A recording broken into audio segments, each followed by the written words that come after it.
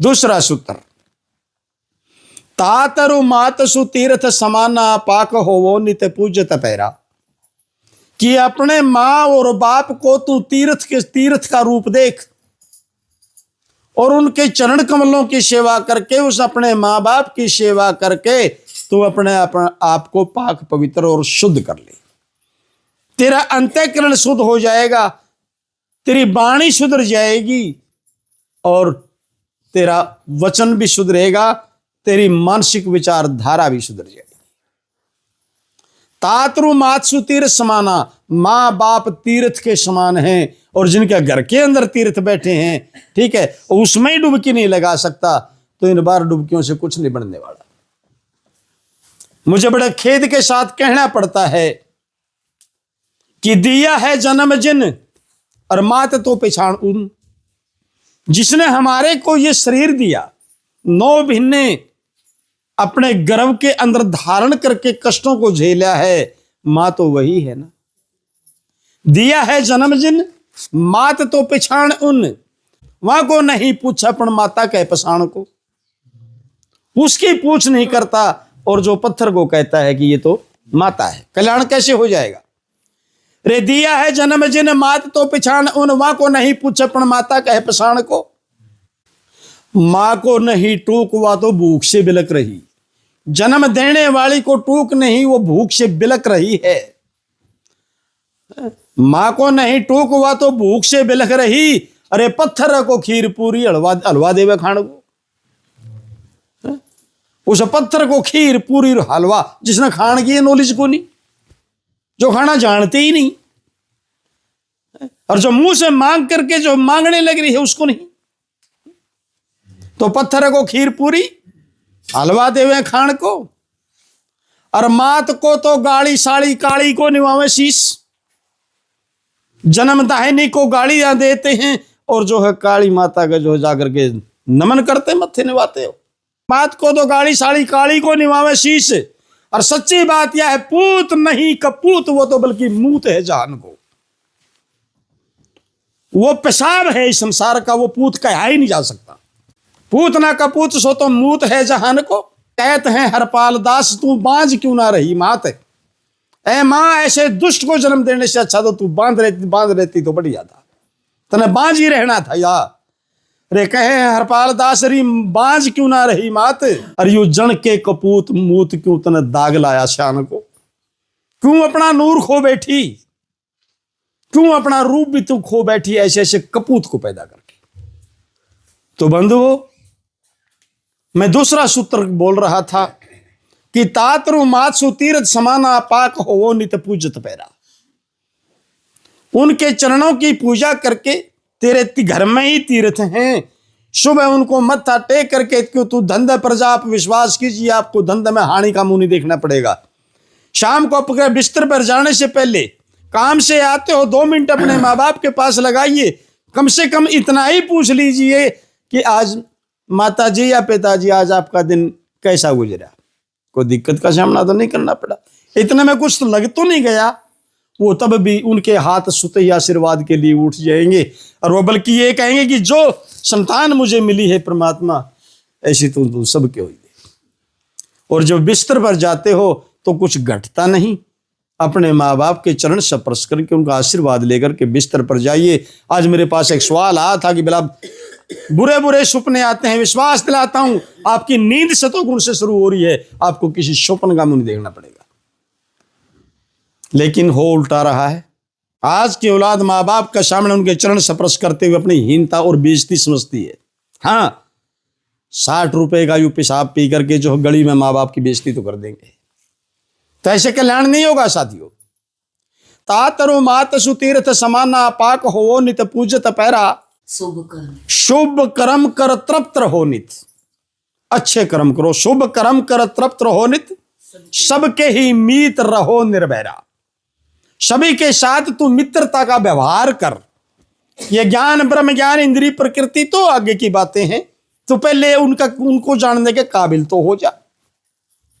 सबके साथ मित्रता का भाव रखो, सभी के साथ प्रेम से मिलो। देखिए कमाल देखिए आप, सबसे पहले इस मन की कला देखिए।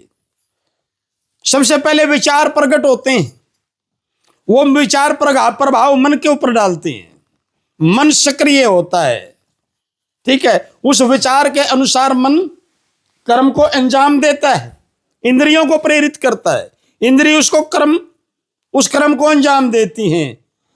तो जो विचार से तुम्हारी जो अंदर से भावना प्रकट हुई, जो विचार हुई, ये वाचक कर्म है, वाणी के कर्म है, ये वैचारिक कर्म है।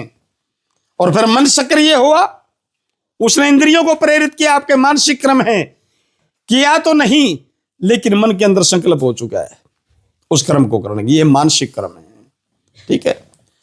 और फिर इंद्रियों के द्वारा उस कर्म को आपने अंजाम दे दिया, ये देहिक कर्म है, ठीक है। तो जब तक हमारे मनसा वाचा और कर्मणा, हमारे मन की विचारधारा शुद्ध नहीं होगी, जब तक विचार हमारे अच्छे नहीं होंगे तो मन भी जो है व्यवहार अच्छा नहीं करेगा। और हमारा जब मन शुद्ध हो जाएगा तो फिर हमारे कर्म भी शुद्ध बनेंगे, सीधी सी ये बात है। तो कहने का भावार्थ, अभी प्रमाण दिया था प्रकाश दासियों ने, 3 प्रकार के दोष इसके अंतःकरण के ऊपर हैं, मल विक्षेप और आवरण।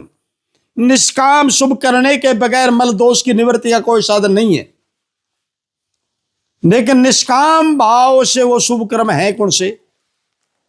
कौन से कर्म है वो मैं अभी आपको बता रहा था। 3 प्रकार के कर्म हैं, मन से भी कर्म होता है, विचार से भी कर्म होता है, और आपकी देह से भी कर्म होता है। तो सर्वप्रथम देह के शुभ कर्म कौन से हैं? केवल एक दोष की निवृत्ति का बता रहा हूं मैं, विश्लेषण करके आपको, मल दोष की निवृत्ति। सर्वप्रथम सुबह ब्रह्म मुहूर्त पर उठना, नित्य प्रति स्नान करना, दातुन करना, यथाशक्ति दान करना, शुभ यात्रा करनी, जैसे चल करके आप गुरु दरबार में आए हो, शुभ स्थानों की यात्रा करनी, मंदिर में गए या आप जहां पर भी गए, शुभ स्थान पर गए, ठीक है। महापुरुषों की अपने कर कमलों के द्वारा सेवा करनी, इत्यादि मुख्य तौर को पर ये शुभ कर्म आते हैं देह के, ये देह के शुभ कर्म हैं। जब आपके देह के शुभ कर्म शुद्ध हो जाएंगे तो चोरी, व्यभिचार और हिंसा, इन 3 दुश्मनों से छुटकारा आपको मिल जाएगा। और जब आपका मन शुद्ध हो जाएगा तो फिर छल, कपट, अभिमान और ईर्ष्या, इन 4 दोषों से मुक्ति पा जाओगे। और जब आपकी वाणी शुद्ध हो जाएगी तो तब मिथ्या, निंदा और कुटिलता, इन 3 दुश्मनों से पीछा छूट जाएगा। टोटल मिलाकर के देखो तो ये 10 प्रकार के जो है दुश्मन, जो पहले ही मल दोष के कारण आपके ऊपर हमारे को घेरे बैठे हैं, जिसको 10 दोष कहते हैं, ये तीनों प्रयानी हमारी मानसिक शुद्धि भी हो, हमारी वाणी की शुद्धि भी हो और हमारी दैहिक शुद्धि भी हो। यूं पहला दोष मिटाने के लिए इतना कुछ करना पड़ेगा। कहने से ये मल दोष दूर नहीं होता, इस प्रक्रिया से हमें गुजरना होगा। तो खैर, मैं दूसरा सूत्र बोल रहा था, तात्रु मासु तीर समाना पाक होवो नित पूजत पैरा, शुभ कर्म कर तृप्त रहो नित, यानी जो मेहनत से तेरे को मिल गया उसके अंदर संतुष्ट हो जा। कहते हैं ना, देख पराई चौपड़ी क्यों ललचावे जी, अरे रूखी सूखी खा के भाई ठंडा पानी पी, ठीक है। तो उसके अंदर तो संतुष्ट, शुभ कर्म करो, तृप्त रहो नित, सबके ही मीत रहो निर्वैरा, किसी से कोई बैर विरोध नहीं। हर ही के बंदिया में तू सब ही को हर को देख, एक के माटी सर्व बिखे है जेते भांडे सारे रे, वो ए आड़ मास है वो ही भंगी जाट चमारे रे, वो एक वही रुधिर वही है चर्बी और सुअर सिंह सियारे रे, एक के बोल ले, एक के चाल ले, यू एक के करे दीदारे रे। संसार के जितने भी जीव हैं सभी की आंखें एक ही कार्य करती हैं, सिर्फ देखने का। संसार के जितने भी पांव हैं वो सभी एक ही कार्य रहे हैं, टूरने फिरने का। संसार के जीवों की जितनी भी त्वचाएं हैं, हर शरीर के ऊपर त्वचा है खाल, उसका मुख्य कारण ये एक ही है, सप्रस, ठंडे गर्म को बताना। जगत के प्रत्येक जीव की नासिका गंध और दुर्गंध कोई पहचान रही है, तो फिर भिन्नता है कहां भिन्नता नजर आ रही है? एक के माटी श्रम विखे है जेते भांडे सारे रे, वही हाड मास है वही भंगी जाट समारे रे, वही रुधिर वही है चर्बी शिव सुवर सिंह सियारे रे। एक के बोल ले, एक के चाल ले, यू एक के करे दीदारे रे। फिर क्यों नफरत करो किसी से, क्यों फूटे नैन तुम्हारे रे। कैदास हरपाल सरव में एक को वो आत्म राम प्यारे रे। सभी के अंदर वही तो है, भिन्नता है कहां? किससे कौन छोटा है, कैसे करके छोटा है? बड़ छोट कर्म भाव से होती है, क्योंकि कर्म से ही इंसान बड़ा और ऊंचा माना जाता है और कर्म से ही नीचा माना जाता है। मलिन कर्म जिसके हैं वो नीच है, चाहे वो किसी भी जाति विशेष का हो। उत्तम करने वाला वो उत्तम ही है, चाहे वो किसी भी जाति विशेष का हो। ठीक है। तात्रु मासु तीर समाना, पाक हो नित पूजत पैरा, शुभ कर्म कर तृप्त रहो नित, सबके ही मीत रहो निर्बैरा। बणी पड़े तो दान करो कुछ, शील संतोष सदा उर ठहरा। अपने हृदय के अंदर तू संतोष को धारण कर। शीलता शील की मेहंदी हाथा का लगा ले, तू शील बन जा। इस अहंकार ने थूक दे, यो इतना मीठा जहर है जिसने भी पिया और जो है वो कभी नहीं जिया। अहंकार बुद्धि को बंजर खेत बना करके रख देती है, और बंजर जमीन में क्या पैदा होते हैं? आड़ कबाड़ पैदा होते हैं, आम नहीं लगते, झाड़ पैदा होते हैं। ठीक है। शील संतोष सदा उर ठहरा, सत्य विचार, सत्य का विचार कर, गंभीर राख मता। दास हरपाल जी सागर गहरा, सागर के समान तेरे विचारों की गहराई हो।